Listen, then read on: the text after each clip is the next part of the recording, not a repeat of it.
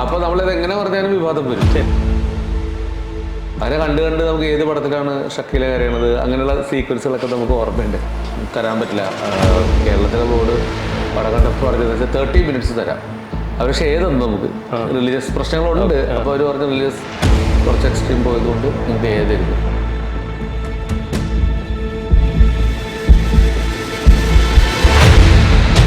Welcome to expo show.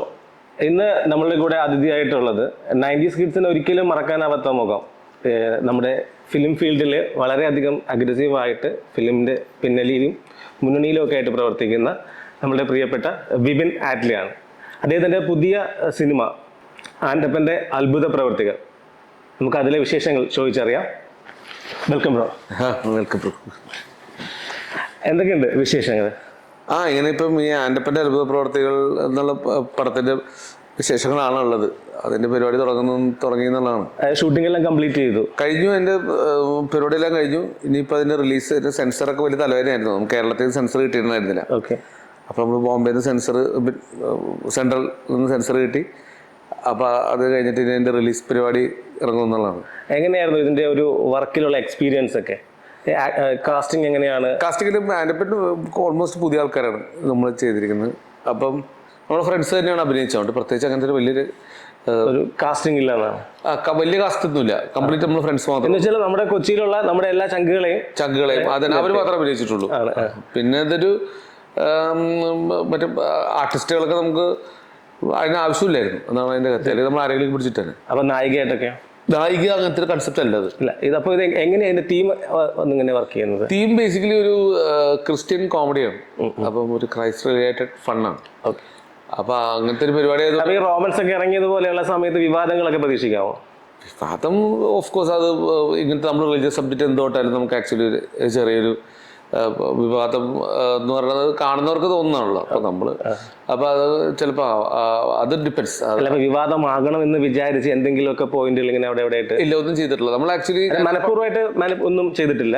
അതായത് ആ content നമ്മൾ വെറുതെ പറഞ്ഞാൽ തന്നെ ബേസിക്കലി റിയൽ ബൈബിളും റിയൽ ബൈബിളും റിലിജനും തമ്മിലുള്ള ഡിഫറൻസിന്റെ ഫൺ വെർഷനാണ്. അപ്പൊ നമ്മളിത് എങ്ങനെ പറഞ്ഞാലും വിവാദം വരും. ശരി. ഇതിൽ എന്തെങ്കിലും റിയൽ ലൈഫിലേക്ക് ഇൻസിഡൻസ് ഉണ്ടോ? ഇല്ലില്ല. ഇത് ബേസിക്കലി ഞാൻ ഒരു ക്രൈസ്റ്റിന്റെ 2026 ക്രൈസ്റ്റിനെ റീക്രിയേറ്റ് ചെയ്യാൻ നോക്കിയിരിക്കുന്നതാണ് ഒരു ഫണ്ണി വേ. ഓക്കെ. അപ്പൊ റിയൽ ലൈഫ് എന്ന് പറയാൻ പറ്റില്ല. പക്ഷെ നമുക്ക് എന്താ പറയാ, ഒരു നമ്മള് കുഞ്ഞുനാളിലെ കണ്ട് കേട്ട് അതുകൊണ്ട് ഓഫ് കോഴ്സ് റിലീജിയസ് ഹ്യൂമർ ഇവിടെ അങ്ങനെ വന്നിട്ടുള്ളതാണ്. ഓക്കെ. ഫുൾ അങ്ങനത്തെ ഒരു സ്റ്റൈലിലാണ് നമ്മൾ ചെയ്തേക്കുന്നത്. ശരി. കുട്ടിക്കാലം എന്ന് പറഞ്ഞതുകൊണ്ട് ഞങ്ങളുടെയൊക്കെ കുട്ടിക്കാലത്ത് 90s കിഡ്സിന്റെ ഒക്കെ മറക്കാനാവാത്ത മുഖമാണ് ബ്രോഡ് എന്ന് പറയുന്നത്. ഒരു ആങ്കർ ആയിട്ടൊക്കെ ആ ഒരു എക്സ്പീരിയൻസ് ഒന്ന് ഷെയർ ചെയ്യാമോ? TV ചാനലിന്റെ എക്സ്പീരിയൻസ് ഹോം ടിവിയിലുള്ള സിനിമ അത് മൊത്തമായിട്ടുണ്ട്. ആക്ച്വലി TV അന്നത്തെ കാലത്ത് ഈ സോഷ്യൽ മീഡിയ ഇല്ലല്ലോ. അപ്പൊ നമ്മള് അന്ന് ഇന്റർവെൽ എന്നായിരുന്നു എന്റെ ഷോയിന്റെ പേര്. അതൊരു സ്പൂഫ് ഷോ ആയിരുന്നു. അപ്പൊ അതിന്റെ എക്സ്പീരിയൻസ് അതിന്റെ മൊത്തം എക്സ്പീരിയൻസ് ആ പടത്തിലിട്ടിട്ടുണ്ട്. അതിലേക്ക് എത്തിയത് എങ്ങനെയാണ്? TV അങ്ങനെയല്ല. അത് ബേസിക്കലി ഞാനൊരു ഷോ, എനിക്ക് പണ്ട് ഈ സിനിമകൾ കാണുമ്പോൾ ഞാൻ ഓർത്തിരിക്കുമായിരുന്നു കംപ്ലീറ്റ്. അപ്പൊ നമ്മള് അന്ന് CD ഇട്ടാണ് നമ്മൾ സിനിമ കാണുന്നത്. അപ്പൊ ഒരുപാട് സിനിമകൾ ഇപ്പൊ എന്റെ കൂട്ടുകാരൻ CD കട ഉണ്ടായിരുന്നു. അപ്പൊ ഞാൻ ആ CD കടയിൽ പോയിരിക്കും. അപ്പൊ എന്ന് വെച്ചാൽ ആ CD-യുടെ റാക്കിലെ പടങ്ങൾ മൊത്തം ഞാൻ കണ്ടിട്ടുണ്ട്. അപ്പൊ ഒരു 3-4 വർഷത്തോളം ആ കട കണ്ടു തീർത്ത്. അപ്പം അത് ഇംഗ്ലീഷ് ഉണ്ടാവും, തമിഴ് ഉണ്ടാവും, തെലുങ്ക് ഉണ്ടാവും. നമ്മൾ കാണാത്തതും കേൾക്കാത്തതായിട്ടുള്ള സിനിമ ഞാൻ കണ്ടത്ര ബാങ്ക് കുറവായിരിക്കും. അത്ര വർഷം എല്ലാ സിനിമയും കൊണ്ടുവരുന്നത്. അതിനെ കണ്ട് നമുക്ക് ഏത് പടത്തിലാണ് ഷക്കീല കരയണത് അങ്ങനെയുള്ള സീക്വൻസുകളൊക്കെ നമുക്ക് ഓർമ്മയുണ്ട്. അങ്ങനെ കണ്ട് നല്ലതുണ്ട്, എല്ലാം ഉണ്ട്. തെലുങ്ക്, തമിഴ്, അപ്പം അങ്ങനെ എല്ലാം ബാബുവിന്റെ ഡാൻസ് കളിക്കുന്ന പടം ഏതാണ്. അപ്പൊ അതൊക്കെ നമ്മൾ കണ്ടിട്ടുള്ളതുകൊണ്ട് നമുക്ക് അങ്ങനെ ഒരു ബാങ്കിങ് കിട്ടി. അത് കണ്ടപ്പോഴാണ് എനിക്കോ ഇങ്ങനെ ഒരു കുറച്ച് ഐഡിയാസ് വന്നു. അന്ന് MTV ഫിലിമി ഫണ്ട് എന്നൊരു ഷോ ഉണ്ടായിരുന്നു. MTV സൈറസ് ബ്രോച്ചയാണ് ചെയ്തിട്ടുണ്ട്. ഞാൻ ഇവിടെ വലിയ ഫാനായിരുന്നു. അപ്പോൾ ആ ഷോ കണ്ടപ്പോഴാണ് എനിക്ക് ഇങ്ങനത്തെ ഒരു സാധനം മലയാളത്തിൽ ട്രൈ ചെയ്യാന്ന് പറഞ്ഞ് അത് തുടങ്ങിയപ്പോഴാണ് അതാണ് ഇൻസ്പിറേഷൻ ആയിരുന്നു ആ ഷോയ്ക്ക്. അപ്പോൾ അതിനകത്ത് ബക്ര എന്നുള്ളൊരു പ്രോഗ്രാമൊക്കെ പുള്ളി കൊണ്ടുവന്നതാണ്. അതാണ് പിന്നീട് തരികിട എന്നൊക്കെ പറഞ്ഞ് നമ്മുടെ ഈ പ്രോഗ്രാമായിട്ട് മാറിയത്. അപ്പം അങ്ങനെയുള്ള പുള്ളിയുടെ ഒരു ഭയങ്കര, എനിക്ക് അന്നത്തെ സമയത്ത് പുള്ളി എല്ലാ ഷോസിനും ഭയങ്കര അഡിക്റ്റായിരുന്നു. അങ്ങനെ ആ സരസ് ബ്രോച്ചോടുള്ള അമിതമായ അഡിക്ഷനാണ് എനിക്ക് ഈ ഇന്റർവെൽ എന്നുള്ള ഷോ തുടങ്ങാനുള്ള ഒരു ഐഡിയ കിട്ടിയത്. പിന്നെ അതേപോലെ തന്നെ ഫിലിമി ഫണ്ടകത്ത് ആങ്കർ ഇല്ല, ഇവിടുത്തെ ക്ലിപ്സ് മാത്രം കട്ട് ചെയ്തിട്ടുള്ളൊരു ഷോ ആയിരുന്നു. അപ്പം അത് കണ്ടിട്ടാണ് എനിക്ക് ഇങ്ങനെ ഒരു ഐഡിയ തോന്നി അങ്ങനെ ടി വി ഷോ ചെയ്തത്. ഓക്കെ, ആ ഒരു ഓപ്പർച്യൂണിറ്റി എങ്ങനെയായിരുന്നു ടി വിയിലേക്ക് എത്തുന്നത്?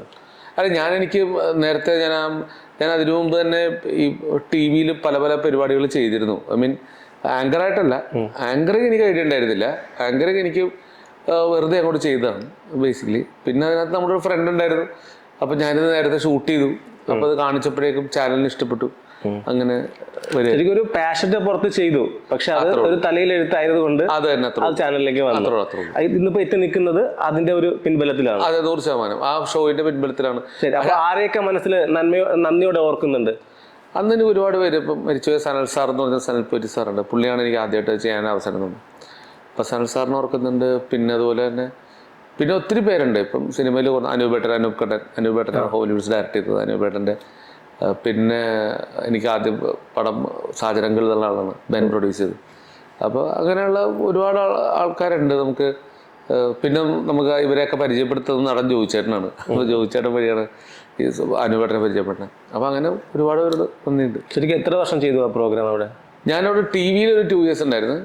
പക്ഷെ അധികം വർഷമൊന്നും വേറെ ഷോസ് ചെയ്തോണ്ടിരുന്നത്. അതൊരു 20 എപ്പിസോഡ് കൂടി ചെയ്തില്ല. കാരണം അന്ന് കുറച്ച് കഴിയുമ്പോൾ നമുക്ക് അതിനോട് എനിക്കൊരു പേഴ്സണൽ പ്രശ്നം, ഒരു കാര്യം ചെയ്ത് കുറച്ച് കഴിയുമ്പോൾ അതിനോട് ഇൻട്രസ്റ്റ് പോകുന്നൊരു പ്രശ്നമുണ്ട്. അപ്പോൾ കുറച്ച് കഴിയുമ്പോൾ എനിക്ക് തന്നെ മടുത്ത്.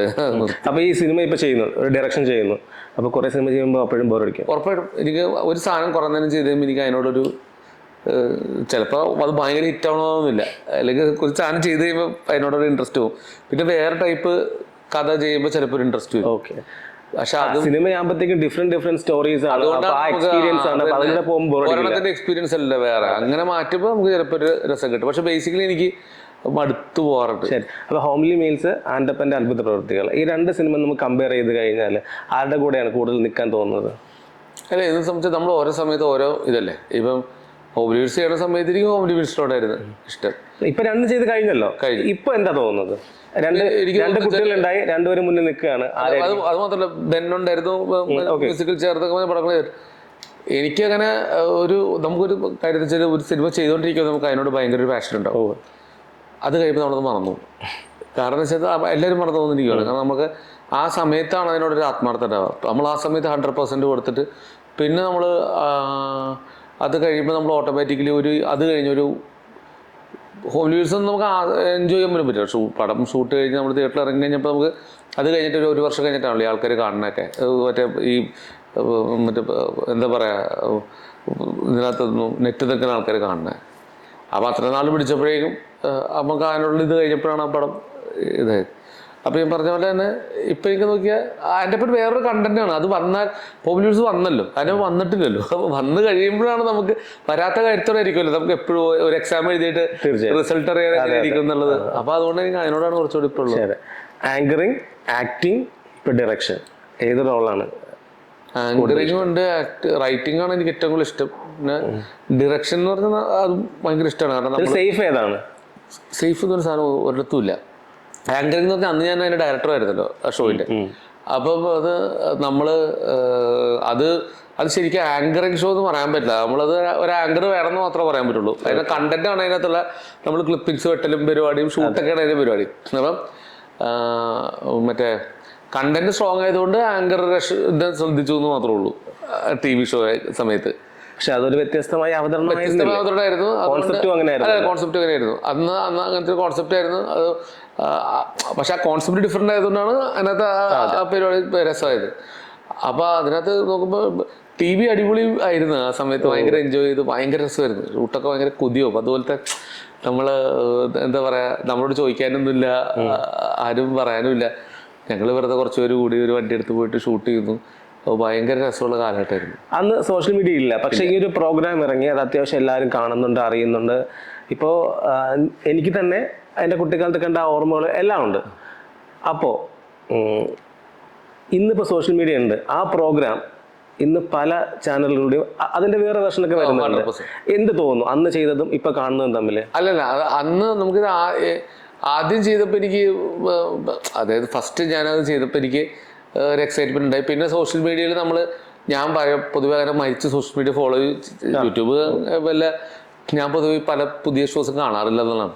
പക്ഷെ കാണുമ്പോൾ എനിക്ക് കുഴപ്പമില്ല. അങ്ങനെ പിന്നെ നമ്മളിത് ചെയ്തിട്ടുണ്ട്, അപ്പൊ നമുക്ക് ഒരു പെട്ടെന്നൊരു വാവ് തോന്നൂല. കുഴപ്പമില്ല, അങ്ങനെ തോന്നും, അത്രേ ഉള്ളൂ. നമ്മൾ മുമ്പ് ചെയ്തിരുന്ന കാര്യമാണല്ലോ, അതിനെല്ലാവരും ആൾക്കാർ റീക്രിയേറ്റ് ചെയ്യുകയാണ്. അതെ. അപ്പൊ അവരോട് അല്ല, അത് വെച്ചാൽ ഒന്നാമത്തെ കാര്യം നമ്മളത് മറന്നുപോയല്ലോ. നമ്മൾ ആ ഒരു കാലഘട്ടത്തിലായിരുന്നു നമ്മൾ ചെയ്തത്. അന്നത്തെ ആ ഒരു നല്ല ഏജ്, ആ ഏജിൽ അത് ചെയ്തിരുന്നപ്പോൾ നമുക്ക് 19 വയസ്സുള്ളൂ ഞാൻ ഷോ ചെയ്യുമ്പോൾ. അപ്പൊ ആ സമയത്ത് ചെയ്യുമ്പോഴുള്ള ആ ഒരു വാവ് ഉണ്ടല്ലോ, അത് അന്ന് പോയി. അത് കഴിഞ്ഞ് പിന്നെയും കൊല്ലങ്ങൾ കഴിഞ്ഞ് വേറെ സിനിമയൊക്കെ ചെയ്തപ്പോൾ നമ്മൾ ആ സ്ഥലത്ത് പോകുമല്ലോ, അവിടുത്തെ ബസ് കയറി നമ്മള് വേറെ സ്ഥലത്തോട്ട് പോകുമല്ലോ. ഇപ്പൊ നോക്കുമ്പോൾ എനിക്ക് അതിനോടൊരു കാണുമ്പോൾ ഒരു മറ്റുള്ളവരുടെ ഇത് കാണുമ്പോൾ ഓക്കെ കൊള്ളാന്നുള്ളതല്ലാണ്ട് ഞാനും ചിലപ്പോൾ അത് കുഴപ്പമില്ല അത്ര തോന്നും. കാരണം നമുക്ക് ഒരുപാട് ഇതിനു വേണ്ടി റിസർച്ച് വേണം. ചുമ്മാ ഇവർ ചെയ്യുന്നത് എളുപ്പമല്ല. ഇവർ ശരിക്കും നല്ല ഹാർഡ് വർക്ക് ചെയ്തിട്ടാണ് ചെയ്യണം. ആ ഹാർഡ് വർക്ക് ഞാൻ നേരത്തെ ചെയ്തിട്ടുള്ളതാണ്. നമ്മൾ ഒരുപാട് കാണണം. ഇപ്പൊ ആൾക്കാർ ട്രോൾ അത്രയും സിനിമ കണ്ടിട്ടുണ്ടാവും പുള്ളി. അപ്പൊ അത്രയും സാധനങ്ങൾ കട്ട് ചെയ്തെടുക്കണ്ടേ എവിടെ നിന്നാണെന്നുള്ള. അപ്പൊ ആ ഹോംവർക്ക് ചെയ്ത് ശരിക്കും പറഞ്ഞാല് ആദ്യകാലത്ത് ട്രോളർമാരിൽ ഒരാളാണ്. അത് പലരും പറയാറുണ്ടത് ഷോ അങ്ങനെയായിരുന്നു. അന്ന് ട്രോളൊന്നും നമുക്കറിയത്തില്ല. നമ്മളിങ്ങനെ നമുക്ക് സ്പൂഫ് എന്നാണ് പറയാ.